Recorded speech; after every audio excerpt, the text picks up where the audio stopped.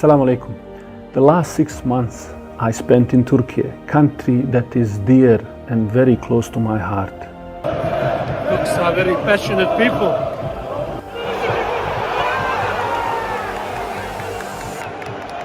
I was there to study and learn what is happening with Turkey's economy. Turkey, a country with a rich history, diverse culture, and a population of over 85 million people. Located at the crossroads between Europe and Asia, Turkey is a unique bridge between East and the West, with a heritage that spans centuries. From the ancient civilizations to the Ottoman Empire, Turkey's history is a tapestry of influences that have shaped its cultural identity. Today, the country is a vibrant mix of modernity and tradition, with bustling cities, pristine coastlines, and stunning landscapes. In recent years, Turkey has emerged as a major player in the global economy. Turkey's economy continues to fire on all cylinders. Its GDP grew 7.4% in the third quarter compared to the same period last year. And I'm here in Istanbul actually making a documentary film about Turkey's economy. Today in my presentation I was talking about last 20 years of Turkey's economy. My name is Almir Çolan, I'm from Australia, and I was always captivated by the way economy and finance works. My father used to say, you can judge economy by the movement of the ships and trucks on the road. So whenever you see economy working, people are investing, they are confident about building the business, you'll see the movements in economy. First time I visited Turkey was in 1998, the year when I got married. I remember that Friday when I went to Juma, I witnessed something amazing and I took this particular photo. There were huge demonstrations, tens of thousands of people everywhere protesting about something which, because I didn't speak the language, I didn't know anything about. There was no Google, no translation, nothing. It was a demonstration against government ban on hijab. In those days, young ladies, girls couldn't go to university and have hijab. Even the boys, they had to shave. So they would protest by drawing with the markers, fake beards. At the time, in 1990s, the country was going through deep economic turmoil, high unemployment rates, government and banking system that was not able to support economic growth. This eventually led to 2001 economic crisis, which later led to the rise of AK Party in 2002. Fast forward 20 years and my own daughter was studying language at Istanbul University while wearing a headscarf. The country was totally transformed, not just socially and with religious freedom, but Turkey has transformed itself into a very powerful industrial economy. But looking at what media is reporting about the situation in Turkey and what I'm reading in economic data, I feel sometimes as if we are talking about two different countries. Turkey's problems don't look set. Look here, the Turkish lira crashing. The economic crisis is now apolitical. In fact, having a conversation with one of my colleague academic who is teaching at Western University, he painted a very negative picture. He told me Turkey is in such a bad shape that it actually needs to import wheat from Russia. And he said that in last 20 years, the capacity to produce the food and so on has been diminishing. It was a shocking information. I wonder if that was the truth, if there was a context, or is there something that is missing in what I'm reading and hearing. I decided then and there that I will go and travel, inshallah, to Turkey and see firsthand what is going on.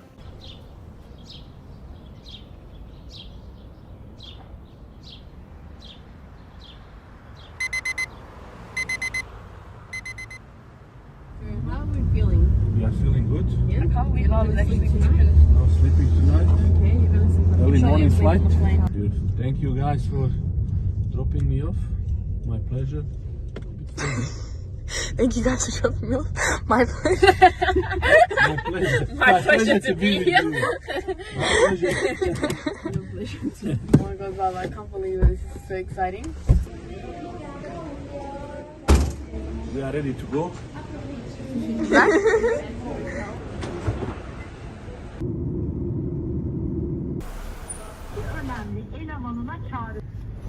Yok atmaz. Geri adım böyle. Hayır zaten. Bak. Meral Akşener atar mı?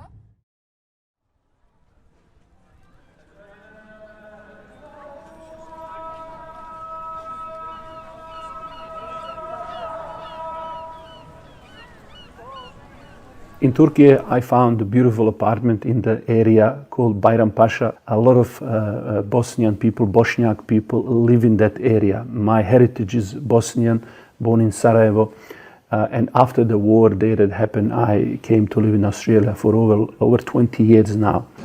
We are in Kartaltepe, area of Bayrampaşa municipality. It's a beautiful area. Let me show you around a little bit. As soon as you walk out, the mosque welcomes you. This is what I want you to see. One of the beautiful things here that I really enjoy is after the prayer, people gather here, they drink tea. During the World Cup, we watch the soccer here. Sometimes we have very deep conversation until very late in the night. So people are so friendly, neighborhood is so relaxed, people are welcoming, you feel so good. Now, the first conversation that I wanted to have was with young people, youth. I started by asking them a question: what do they think about economy? This is really complicated for me. If I'm being very honest, the situation overall is complicated. Okay, so right now the inflation is so high in Turkey. Everything is just so expensive. When I compare our economy and other countries' economy, actually I don't feel good. I think it's not to feel, it doesn't make you feel good that you wake up and you are more poor than yesterday. Either you're actually suffering, you're really struggling, or you're living in peace. We're not actually able to take care of ourselves anymore. No matter where I went, when I talked to the young people, they were basically all concerned about very similar things. We need to change something. I will change all the system in this country. Very bad. There is a bit of a desperation that you can feel in the voice of a lot of people at the moment. Huh? We feel bad. You feel bad? Really? Concern about the future. Why do you feel bad? I guess uncertainty. It's economy, yeah. What to dream, what to hope, what to change.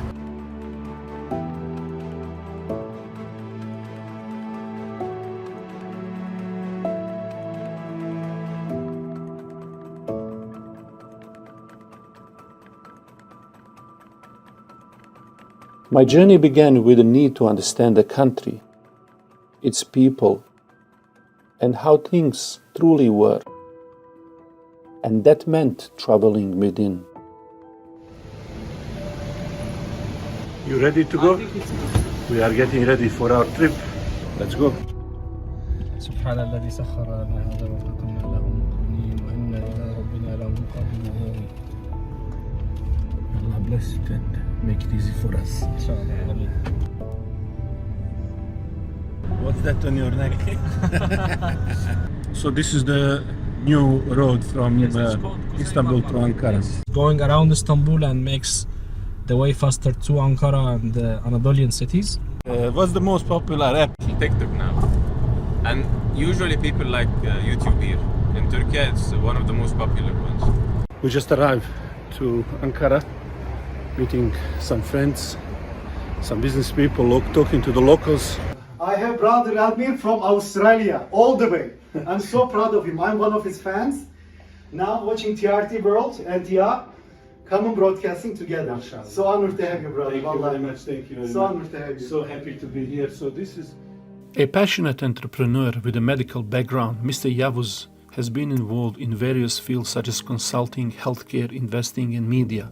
However, in 1990s, he and his wife had to leave Turkey. We had a horrible phase in Turkey, unfortunately. We were under huge oppression. It was a postmodern coup, and we lost hope for Turkey. My wife is also a practicing Muslim, much better than me, mashallah.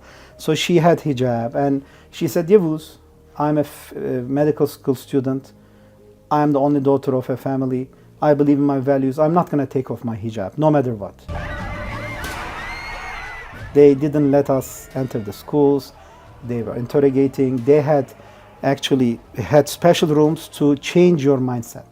And they were saying, no, we're trying to give you options. But they were saying, they were making you sign a contract. And then they use this as a legal base to actually throw you. So my wife was a fifth-year medical school student. She had only 2 months left to graduate. And then they said, we just don't want to see you. And then we moved to the United States. In Istanbul, I spoke with my friend and economist, Mr. Tariq, who currently heads a department at finance office at the presidency of Turkey. We can simply call 90s as the lost decade in many aspects, including economic performance more correctly. Mr. Tariq became interested in economics after the worst financial crisis in Turkey's history that preceded 1990s. The general feeling of people was desperation, including me. I felt so initially hopeless, and seeing Turkey going through political turmoil was horrible. One of the biggest problems in economic policy making in 90s is the over-indebtedness of the public sector, which caused a great harm on economy. And they were waiting for a new hope. But alhamdulillah, with Recep Tayyip Erdogan, a whole new vision has opened up. That is why in that election, AK Party came to the power as a new hope for an ordinary citizen. As soon as hijab problem finished, my wife, my mother-in-law, they said, "Khalas, we cannot wait here. It's our country. We came for a reason. That reason passed. We cannot stay one day here." And then we moved back. And it was our top of career. I was the vice president of, a big French company. My wife was just about to make money, finishing fellowship and all that. Returning to Turkey, Mr. Yavuz led the way in the country he once had to leave. I came here as a World Bank consultant, supported the Turkish healthcare reform. Alhamdulillah, Turkey went through a huge transformation. United States couldn't implement Obamacare. We did. So in the United States, we have more than 80 million people without health insurance. Here, everybody has health insurance. This point marked the beginning of Turkey's economic rise. So Turkey has established and did a huge transformation in digital area, including healthcare digital transformation.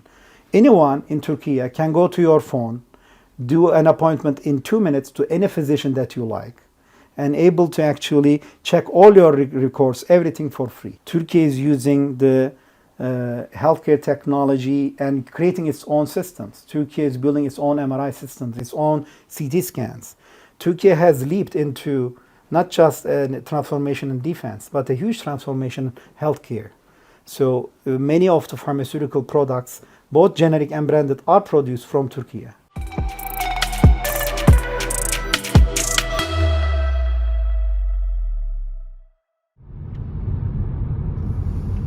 We are now in beautiful city Kayseri, checking industrial zone now, one of the largest in this region. And you were saying that there is about 1,000 factories here. At least.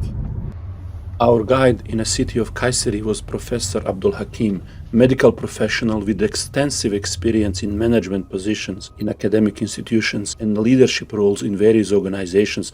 He also invested and founded a number of startups. Kayseri is very well known from history as a trade city, commerce city. In fact, this culture is so strong that establishing company between friends is something you just do. For example, you go for dinner for your friend's house, and 6-7 friends establish a company immediately. During the dinner, for example, or during the, we say, sohbet. Also in every... We have seen how this works practically. You basically start with the idea, the prototype. Here we are prototyping. This is the first prototype for motor drivers.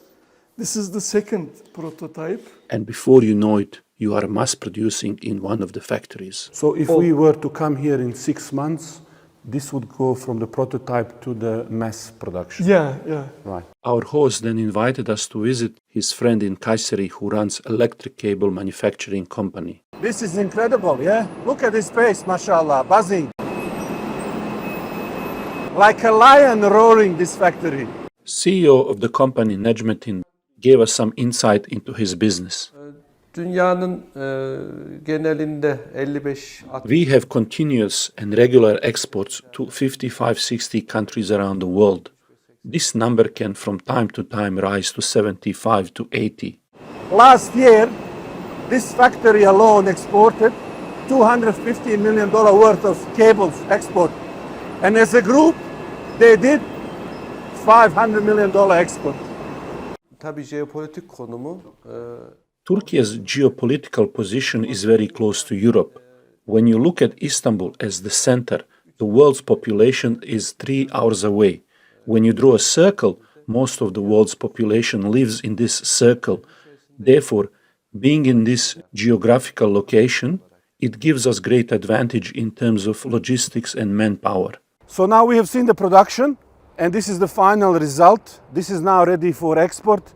It's going to be, inshallah, loaded to containers. Just for the comparison to see how big it is. As you can see, it's a lot of steel, a lot of metal, aluminium, and everything in here. One of these, how much is one of these worth? $10,000. One of these is $10,000.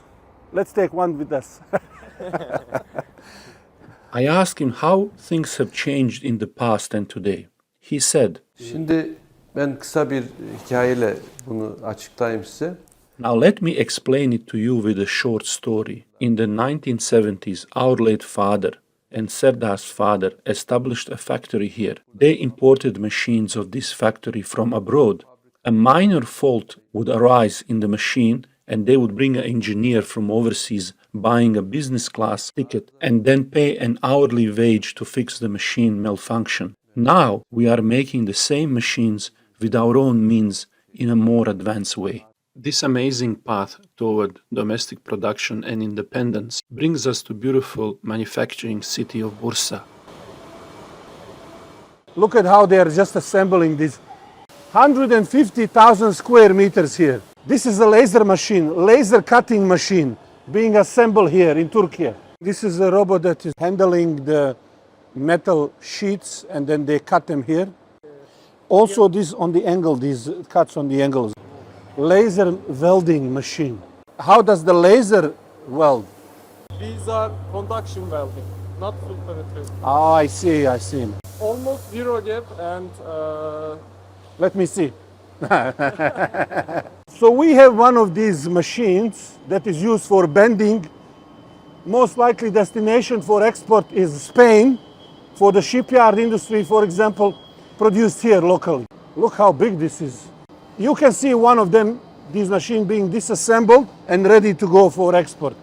To understand this phenomenal success, I talked to Bursa's Vice President of Chamber of Commerce and CEO of Sampar Company, Mr. Cüneyt Çener.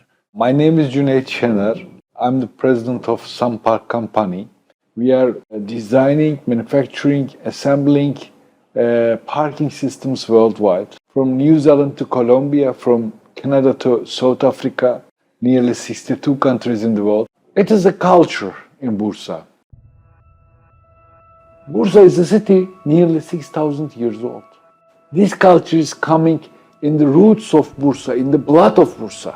We try to prepare the people, we try to arrange the system against today's and tomorrow's demands. You put one car up there and make it higher. This is the basic product that we are producing. It's really interesting. You have a parking problem. Yeah. In Sarajevo, in Melbourne, in Istanbul, same. If you want to compete someone, compete with Germany, compete with Italy. So we are trying to produce high technology, high added value products. If you are looking the picture in short term, you can be desperate. It's true. But you need to do it a long term. What we are trying to do for next 20 years, next 60 years. We are trying to inform young people that be part of our dream, not desperate about future.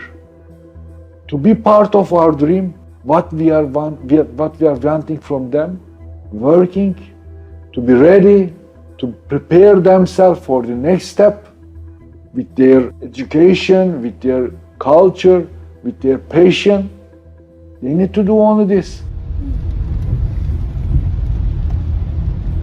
These people, when you talk to them, this kind of people, you see that genuinely their concern is for the young people. They are doing all of this for the next generation, for their sons, for their daughters, for their city, for their country.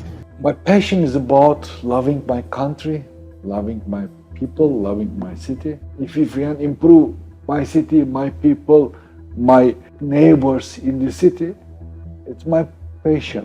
Everything that they are doing, there is a dream, there is a vision. They want to do the great job, just like their grandfathers or their fathers have done before. Those people left them a legacy, business, path, identity.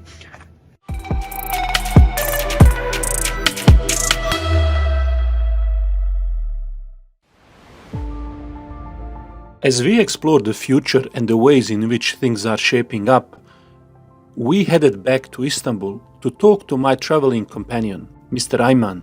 Ayman is a venture-building professional with a passion for entrepreneurship and innovation.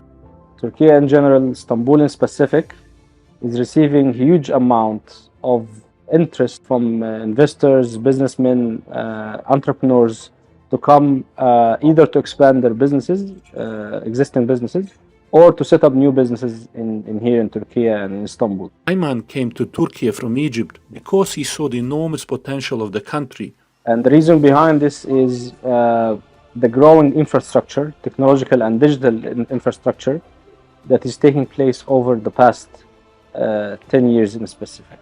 This brought him, along with many others, investors and business leaders, to start businesses that now have a global reach, all originating from Turkey. The new concept that we might talk about here in Turkey is digital factories. Not only physical factories that are producing and exporting physical commodities and goods. We can also talk about digital factories where they are producing digital services and technologies and exporting them to the region and to the whole globe. Of course, we have some problems coming from long times history. In economy, the numbers are very important, of course. The theoretical rules indicates that if there is high inflation, then it is an indication for a very bad economy.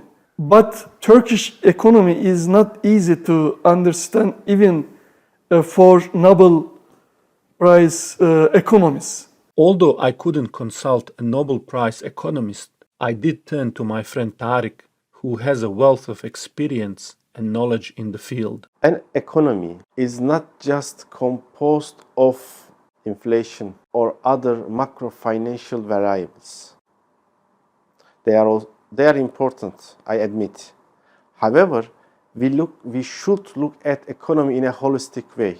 After several hours of conversation, I realized that summarizing the key points from our discussion would be crucial in telling the full story of the Turkish economy. Back in 2002, Turkey ranked 18th among the world economies in terms of GDP size, with GDP serving as a key indicator of economic growth.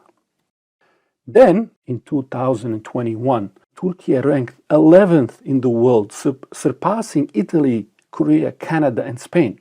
Over the past 2 decades, Turkey has emerged as the third best performing country among G20 nations in terms of cumulative real GDP growth, trailing only China and India. The World Bank states Turkey economy grew 11% in 2021, the fastest amongst the G20 countries. The average GDP growth rate nearly doubled from before 2004 to this decade. Despite depreciation of the Turkish lira. The GDP per capita in US dollars has been increasing since 2020. Steady economic growth boosted per capita income, effectively doubling average household income in last 20 years. GDP performance before and after the AK party took power in the last 20 years is evident. This before and after comparison shows remarkable economic transformation.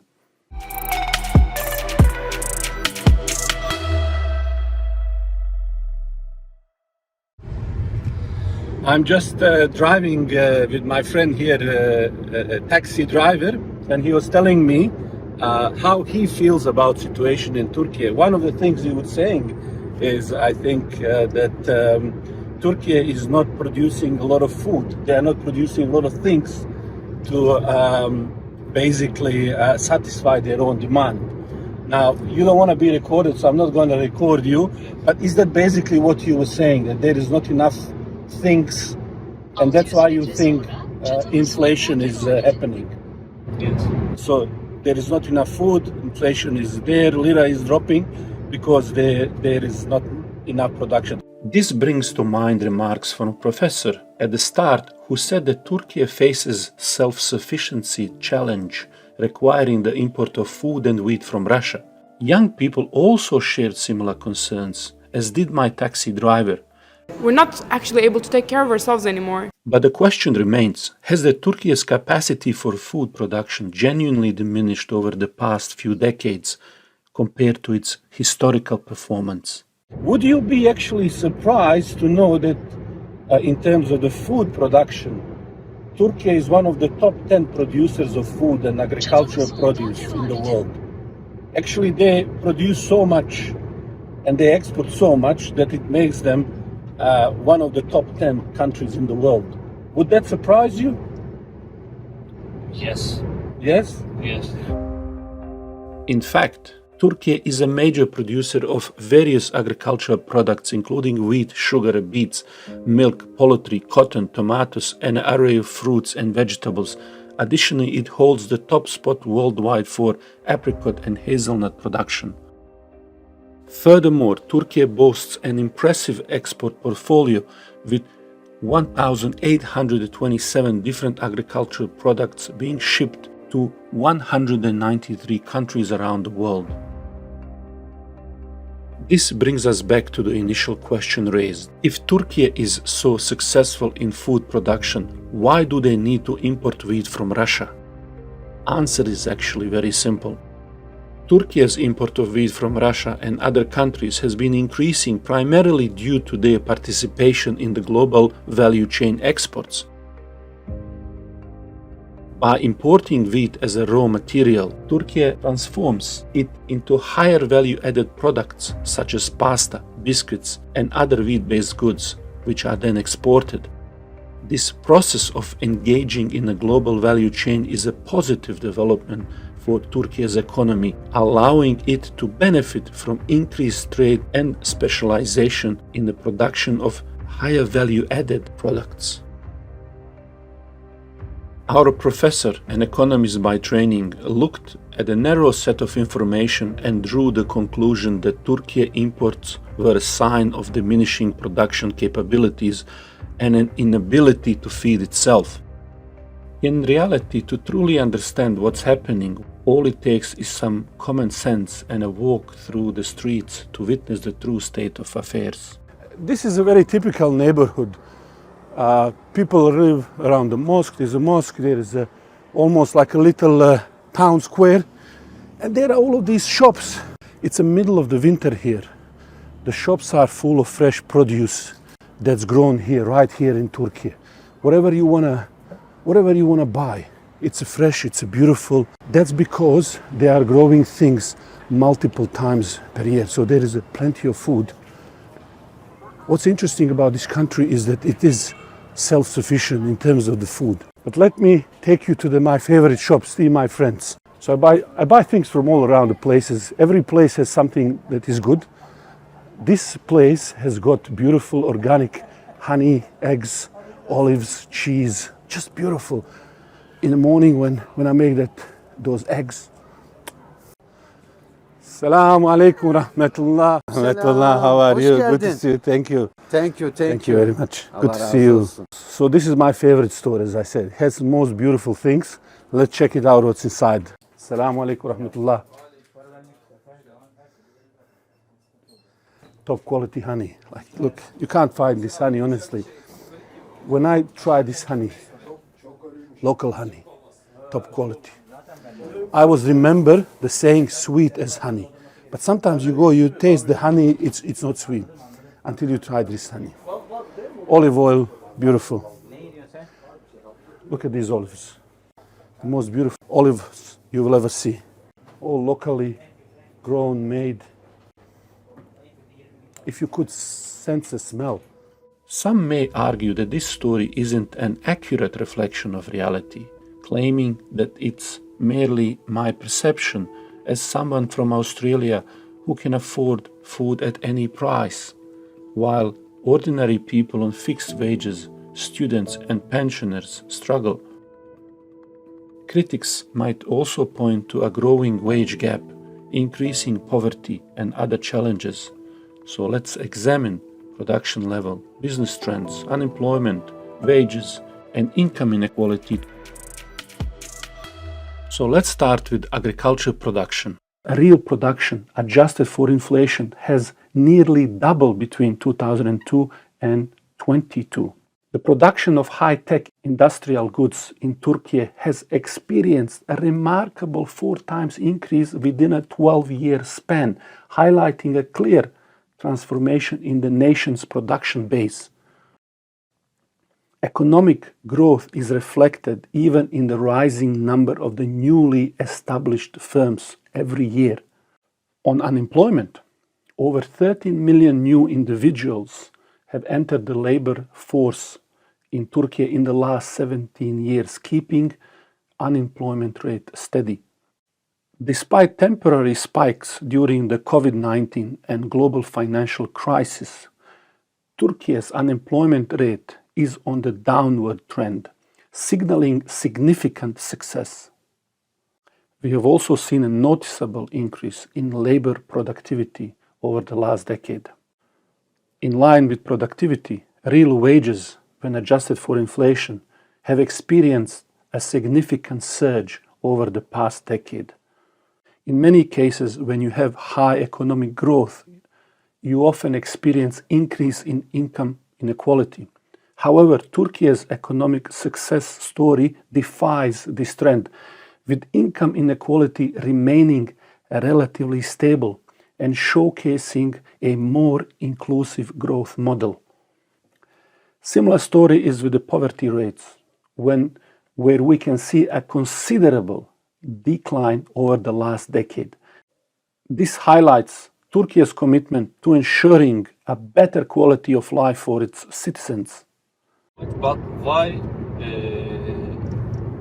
am I buying these things really expensive? Why are you buying that?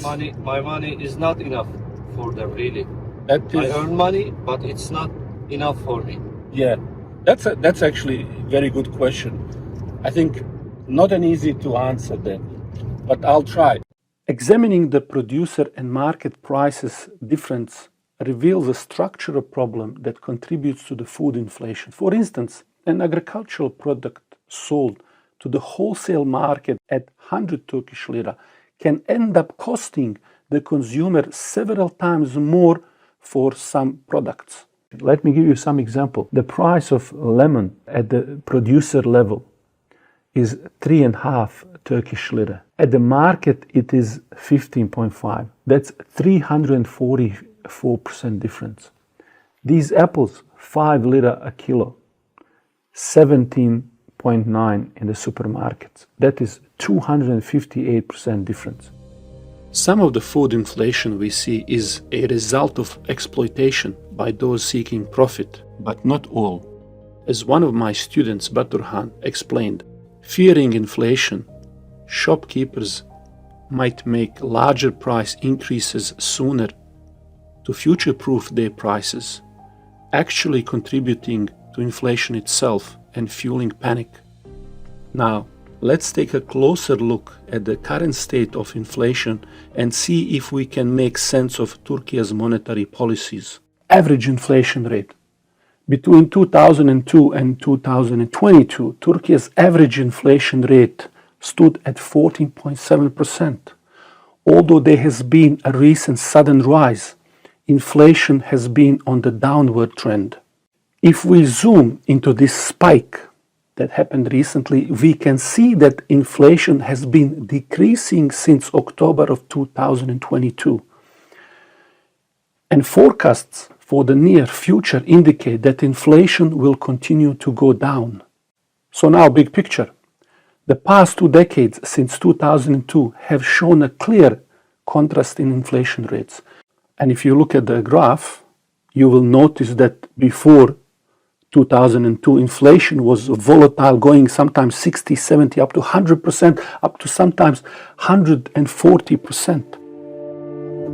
Let's tackle the big question. Why did President Erdogan go against conventional policies that the rest of the world adopted at the same time? Why build this economy only to seemingly jeopardize it with inflation, especially with election just around the corner? Is there any other way to interpret these actions? Traditional beliefs imply that inflation, which is the increase in prices of goods and services, can be reduced by raising the cost of money or debt through higher interest rates. The literature, the mainstream literature says that you have to increase interest rates to tackle inflation problem. It is not a universal fact. This perspective remained prevalent until the onset of the pandemic and the conflict in Ukraine. The decline of globalization, driven by the breakdown of global supply chains, made production more challenging and expensive, impacting the supply side of economics.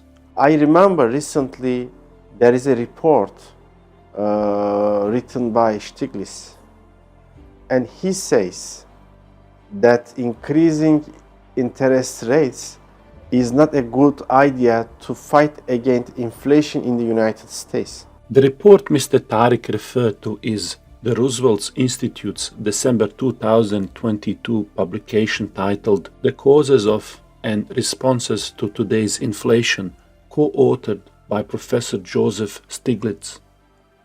Professor Stiglitz, a distinguished economist, currently serves as the chief economist of the Roosevelt Institute and a university professor at Columbia University. He was awarded the Nobel Prize in Economics for his contribution to the field. And yes, I know, it was only a matter of time before we discussed the insights of a Nobel Prize-winning economist in this documentary. Professor Stiglitz's report concludes that today's inflation is primarily driven by supply shocks and sectoral demand shifts, rather than by excess aggregate demand. Therefore, monetary policy, including raising interest rates, is too blunt an instrument and would not be effective in addressing the issue.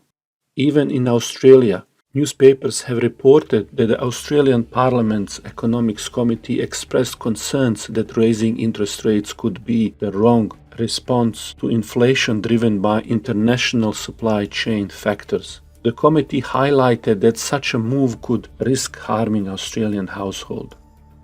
As it turns out, President Erdogan's decision to lower interest rates were not only the most appropriate response to inflation, but also a well-calculated strategy that much of the world overlooked. We particularly saw during the COVID-19 days that the preparation process for the last 2 decades opened the new gates for this country in the post-COVID period.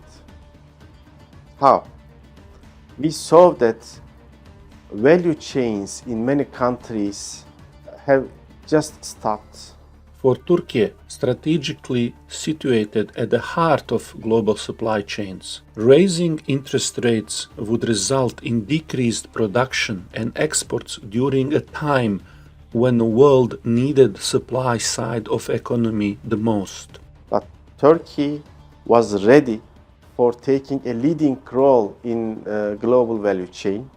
And now, as opposed to the repercussions of the COVID-19 in many other countries, it can still continue to produce, it can still export to many other countries. This strategic move ultimately led to a significant boom in Turkey's exports.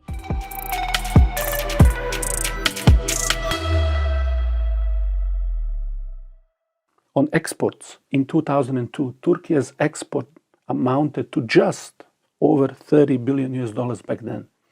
Over the past 2 decades, this figure has surged to impressive $254 billion in 2022. This was the country's highest level ever. And by the way, this was at the time when everybody was saying that their economy is done and finished. Now take a look at this. The graph shows a significant, bigger picture boost in export over the past 2 decades compared to that period before 2002. Reuters even reported that the exports to the European Union increased by 12%, while over 10,000 companies completed their first exports in the same period. Turkey's export performance since 2005 has exceeded that of many global competitors, illustrating its strong position in the worldwide market.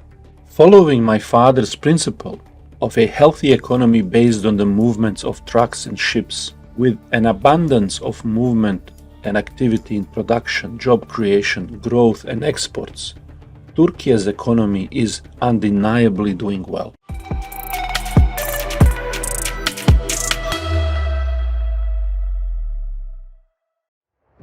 Back in Melbourne, I met up with my longtime friend Kazim, who has been following Turkish politics for years. There is something quite unique about Erdogan that many people don't consider. He's probably the first and only grassroots political leader in Turkey. All of the other ones in the last 100 years have all been parachuted in. But Erdogan is the first political leader who got into politics when he was a teenager, 15, 16 years old, taking up duties and posts and positions. And he wanted to be a part of the change. So when he's lived it, he knows what the people have been living through.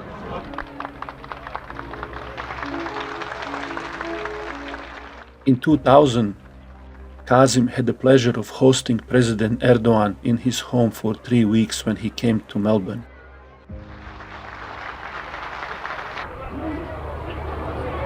Avustralya'da bulunan Türkiye Cumhuriyetimizin değerli... And he was sick of, lack of education, lack of medication, lack of hospitals in Turkey, roads and facilities and infrastructure, the potholes, the mud, the dirt, the low income, pensioners not receiving any money or hardly any money, people queuing up at the hospitals, for 48 hours just to see a doctor, or waiting weeks to get medication.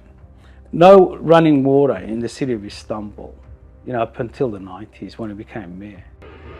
Yeah. This is Mehmet Han. He's a local. He still lives here. Ben sizin Yusuf Aleyhisselam'a benzetiyorum şu şekilde. Estağfurullah. O açıdan değil. Yusuf Aleyhisselam'a benzetiyorum şu şekilde. To me, I compare you with Yusuf Aleyhisselam. But he was persecuted. And then he became the Yusuf that we know, with achieving all high status.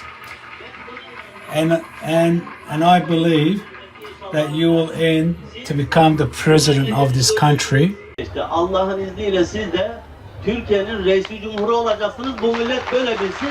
Ve bu şekilde So guys, that's what you're going to be. You're going to reach the highest of positions.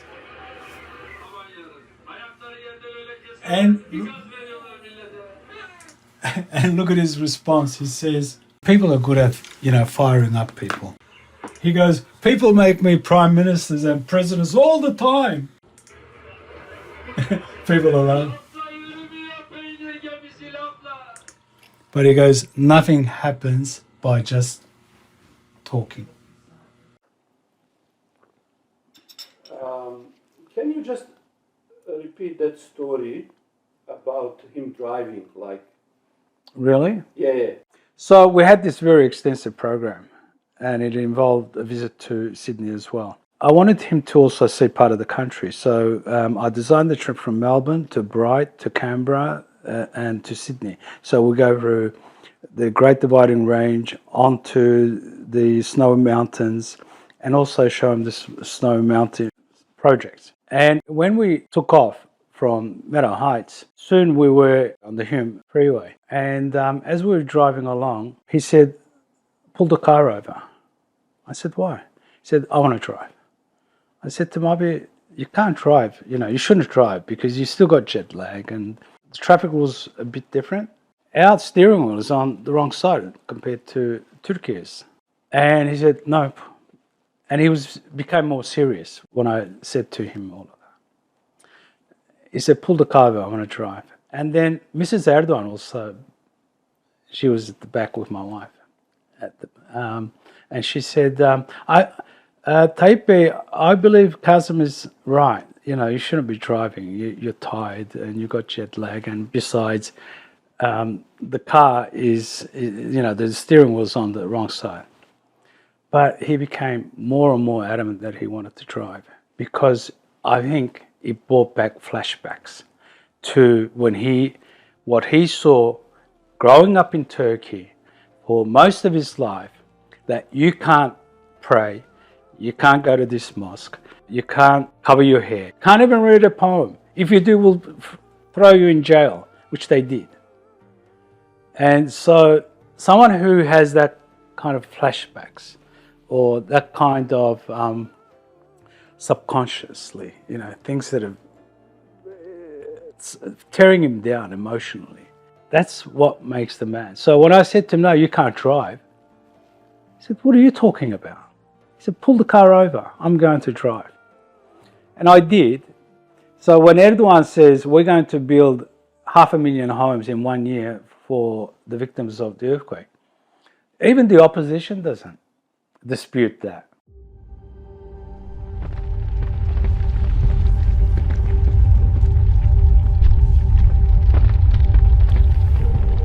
Deprem oluyor gene.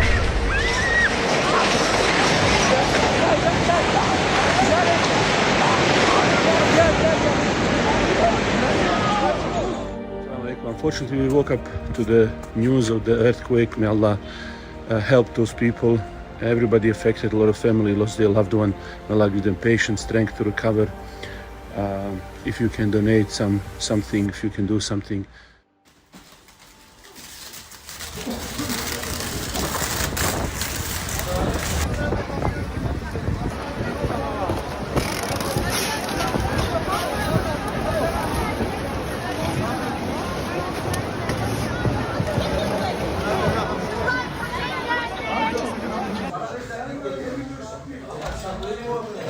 Everybody is feeling a bit down, yeah? Yes. Everybody watching the news and it's the first Jummah after the earthquake. So the situation still, everywhere you can feel it. It's going to be, inshallah, a very big experience for us. So what are you expecting to see from this earthquake zone?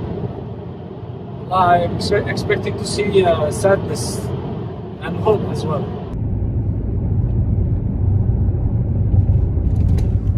See them standing in the night.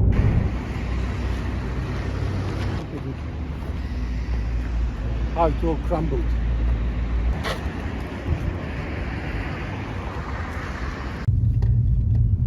Assalamu alaikum, boys. How are you? How are you? Very good, very good. How are you? Very good. Very good. What are you doing? We are here in earthquake epicenter, and we are checking one of the Australian charities, Hassan, in terms of what they are doing. They have been doing fantastic work around here. As you can see, there is so many different things. These people need everything. We have generators, we have heaters, water, all kinds of supplies here. A lot of clothes, winter clothes.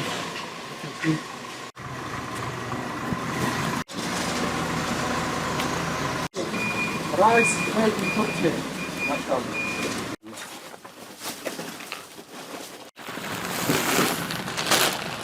Kayseri. Kayseri. Nerede öğrettik? Kayseri. Also from Kayseri. Also from Kayseri. Again, we say Alhamdulillah, whatever happened, at least there are a lot of people who jump to help. So no matter unfortunate circumstances, but we have seen the best of humanity come at the time that is most needed.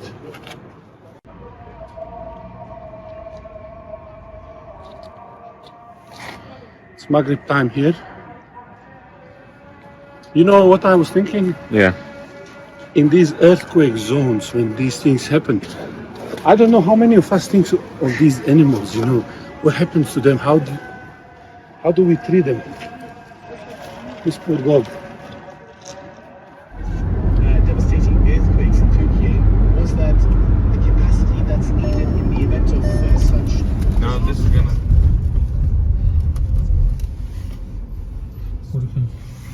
So we are here at one of these locations where you see these new Toki buildings coming up, and these are the buildings that did exceptionally well during the earthquake. Apparently most of them were not as damaged, or they pretty much survived quite well this latest earthquake, and in the past many criticized them, but as you can see, the work done by government on these buildings is of quality. You know, for these projects to be financially viable, it will have to have some innovative solutions. And this is where strong economy, powerful economy is very important. And this is why I would say, don't measure economy just by few indicators, but think about what country is able to do. Quickly shore up its resources and sort of rise from the ruin. And this is what we see wherever I go in Turkey. I see very hard-working people mobilizing resources, building, and I think we will see in very short time this country back on its feet again, inshallah. Many have asked me, why do I care about the situation in Turkey? Welcome to the Turkish Embassy. Thank you. I gave them answer I gave in 2016.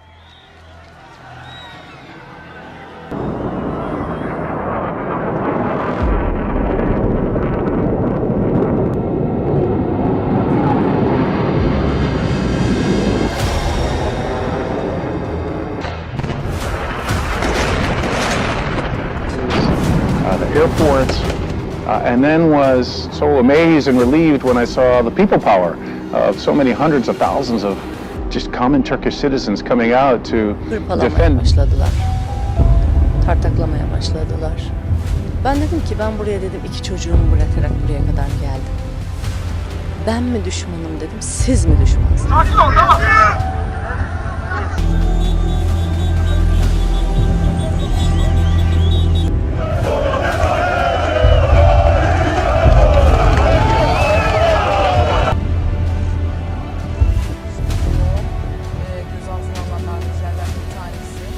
We came from many different organizations and background to say that we are with Turkey.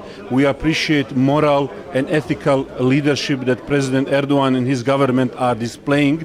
We are very concerned. We follow the situation. We are with the Turkish people and we are here to show our support. But there is more to this answer. And there are compelling reasons why this untold story of Turkey's economy must be told, and why it must be told now. The first reason is simple. I love this story. That is why I am sharing it. The second reason is that Turkey stands at a crucial crossroads. As the next election approaches, truth is scarce, and thoughtful and insightful conversations are missing. Certain media outlets are downplaying the positive developments and amplifying the negative. They are erasing the remarkable story of success and future by replacing it with a new narrative of a sick economy of the world, fueled by old stereotypes and prejudices. This only adds to the polarization and sense of disempowerment. But the way I see it, Turkey has strategically oriented itself to seize future opportunities, aiming to become a leading self-sufficient economy. The key drivers of its growth, beyond a young, educated workforce and technological advancements, seem to be built on this four-pillar strategy. The first pillar of this strategy is building a strong industrial base. This entails the ability to produce and manufacture, whether it's physical goods, services, or digital products. From crafting simple car parts,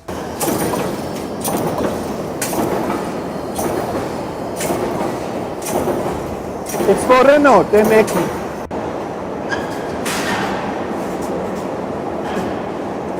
This one is made for the Ford. to manufacturing their own drones and electric cars, and even venturing into space, Turkey has continuously expanded its economic foundation. Production and imports are interconnected, and before we move on to the next point, here are some noteworthy statistics to consider. Consistent with the growth in export, Turkey's import has also surged over the past 2 decades. Now, on the composition of those imports from 2013 to 22, over half of Turkey's imports consisted of intermediary goods, and these are the goods that are used in productions for export. And then from 2021 to 22, the cost of energy significantly increased. If energy prices have remained at their 2015 level, Turkey would have saved over $61 billion on imports. Now, why is that important? This is important when we talk about criticism regarding the current account deficit that some people are raising. Without the burden of high energy import costs, Turkey's current account deficit would transform into a surplus. Now, I know it's easy to just exclude major costs, but on the issue of deficit, by increasing higher value production and export while decreasing expensive energy inputs, and Turkey is working on energy independence, Turkey aims then to balance this out and transform the deficit into the surplus. The second pillar in this four-pillar strategy is infrastructure. Turkey has placed a strong focus on establishing a robust infrastructure that supports its industrial growth. Hard infrastructure like roads, bridges, tunnels, and digital networks, coupled with soft infrastructure in the form of services and institutions, has enabled the seamless delivery of goods and services, both physically and digitally. We are at one of the Istanbul train stations where those fast trains are leaving. If you read newspapers years ago, they would have told you that there is no economy to build railway lines, fast trains, airports, all of this infrastructure. But we are looking at some of these achievements, fast trains, right in front of us. So if you believe the newspapers, according to them, this shouldn't be here. But we are looking at it. The third pillar of this strategy is monetary and fiscal policies. To safeguard this industrial base and infrastructure, Turkey adopted strategic policies. These measures were designed to reverse the effects of dollarization and hence lira usage known as lirazation and foster economic independence. It is not just about protecting the economy from financial shocks, but also about ensuring that policies support economic growth and work in favor of the nation's long-term interests.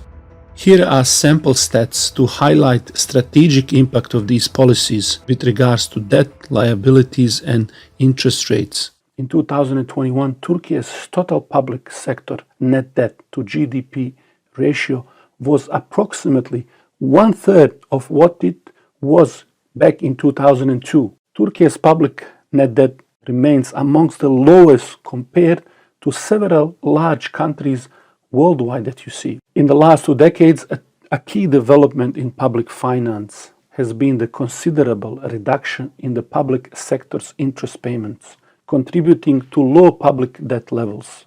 In this graph, you can see interest rates before and now. The comparison is very clear. Before 2002, they would often go to 50%, sometimes 100, and sometimes interest rates would go 200+%. Within the central bank's total reserves have been increasing since 2020. Also, there has been strategic shift in composition from foreign currencies to gold. Since 2005, Turkey's banking assets to GDP ratio has doubled, indicating a robust and growing financial sector. In 2002, unfortunately, Turkey experienced an overshooting of the exchange rate. But despite challenging circumstances, we see Bursa Istanbul has outperformed inflation and alternative investment tools, particularly since 2020. Since 2020, all sectors in Turkey have become net debt payers, and Turkey has reduced its net external liabilities, indicating a decrease in its external debt to the rest of the world. Today, Turkey boasts one of the lowest household debt to GDP ratio amongst OECD countries and even emerging markets. This resilience factor offers significant protection against future financial crises. The fourth pillar of this strategy is energy independence. Energy independence, through the exploration of domestic sources like oil, gas, and nuclear, plays a pivotal role in Turkey's growth story.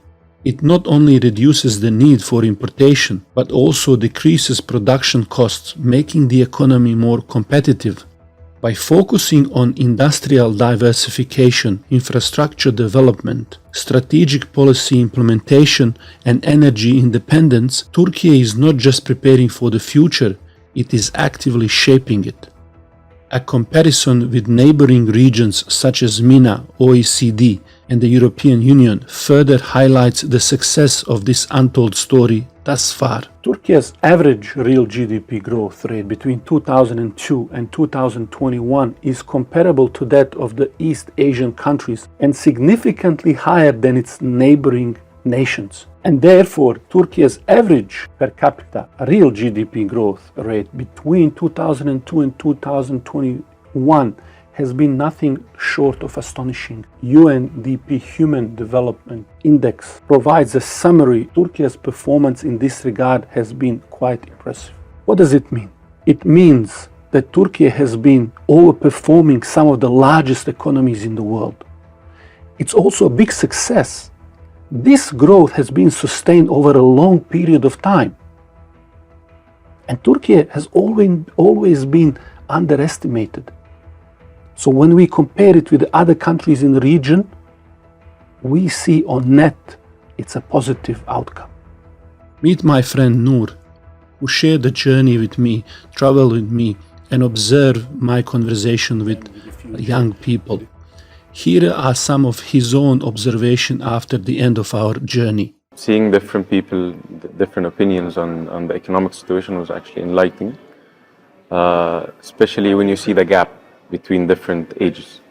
So for me, it was interesting to see the difference between how young people think and how the old people are thinking about the economic situation. I felt like there's a huge gap of how people are speaking on the business management and manufacturing levels. The producers, the company owners, and so on, they have a different perspective than the young people, but there isn't much communication between the two sides. Me as part of them, I previously didn't really see the image the way I see it now. I was previously thinking of it the way I listen to the media, right? Everything is crashing, it's not going well. But as I read and as I listen to more people from the different sides, and as we go to the streets and listen to the people and listen to the numbers, which the numbers growing, which the economy's growth, it's really interesting. It's a case to go through. So what would you advise young people to think about? What are some of the things they should know when they are making we don't want to tell them how to vote, but what should they be thinking as they are voting? What are some of the principles or things they should know or think about as they cast their vote? I would say we need to think of the consequences. This is really important. Go through the facts. Understand what's the situation now. Understand what was the situation before. Compare, instead of comparing with other countries, compare what your country is doing now and what the country has been doing in the last 25, 30 years, right? What's the consequences of your decision? If you choose this party or if you choose this one. This is actually what I think people forget about the most. We want change, and then what's after the change? We are in Istiklal Street, Taksim, a scene of the last terrorist attack just recently actually happened. And what is interesting with this country is that despite all of the things that have been happening, the country continue to grow and prosper, and they don't buckle up and they don't fall on their knees. The rest of the world is dealing with pandemic and shortage of maybe gas and other commodity because one war. This country is dealing with a multiple issue on a multiple fronts.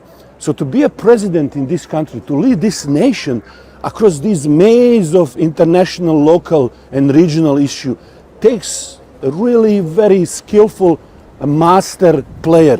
I think Erdogan is a blessing to the area. He has changed things. If the Western powers are not happy with something, then you got to think what's going on. If they're happy with some regime or something that's happening around the world, you got to be really concerned.